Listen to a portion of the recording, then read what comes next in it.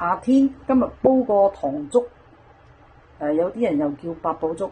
八寶粥咧，佢就俾足8種材料。咁我呢個糖粥咧就係芋豆為主嘅，我係俾3種豆，因為個人口味咧，我中意咁樣煲。咁就有眉豆啦，呢個眉豆煲起上嚟食嘅時候會有好獨特嘅香味嘅。就呢個紅豆啦，仲有呢個綠豆。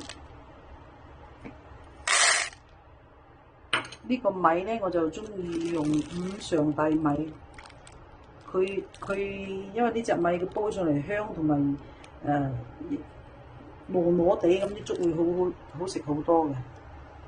咁份量比例咧，一般我就係，因為我中意食眉豆嘅，就俾2殼眉豆，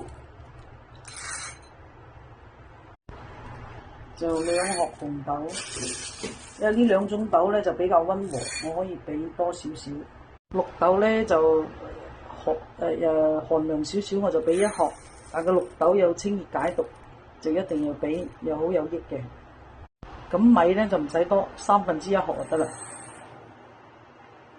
因為啲豆本身嗰啲有粉性嘅，加啲米溝得多太結咧就唔好食嘅。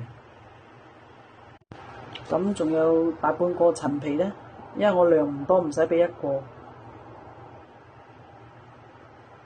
陳皮要浸一浸佢，刮咗呢啲白色嘅囊。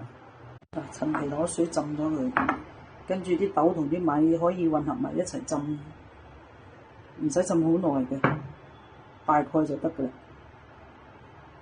陳皮要浸耐少少，要等佢呢啲腍咗咧，可以用刀仔刮咗呢啲白色嘅，只要刮咗佢攞刀。就會好啲，咁多陣間。如果你想佢快啲咧，用溫水都得嘅。刮咗佢，可以浸溫水就浸佢腍快啲。咁又唔使話10分乾淨，即係差唔多就 OK 啦。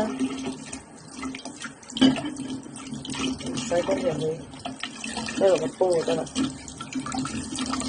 咁就適量嘅水，就俾嚿薑，一定要俾薑，就俾埋個果皮落去，啲水差唔多滾啦，就俾果皮，跟住俾豆，水滾啦，浸過個豆，倒落去，咁你就煲。咁如果中意飲稀啲咧，就俾多少少水。如果一日食唔晒，諗住擠雪櫃嘅時候咧，就要多啲水，因為有米啊，第日佢會黏啲嘅，就冇咁好食。俾多啲水就清清爽爽。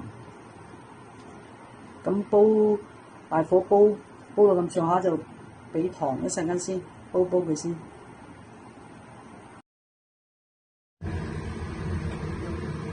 滾水俾咗啲豆落去之後咧，咁樣大火煲5分鐘。煲5分鐘之後咧，就可以轉中小火再煲，煲到你覺得佢腍咧，就可以俾糖嘅。咁一陣間我哋就煲佢先啦。記得啲豆咧一定要係滾水落，咁啲豆咧就會香，就唔會有種澀味嘅。依家轉中小火，就咁嚟慢慢煲。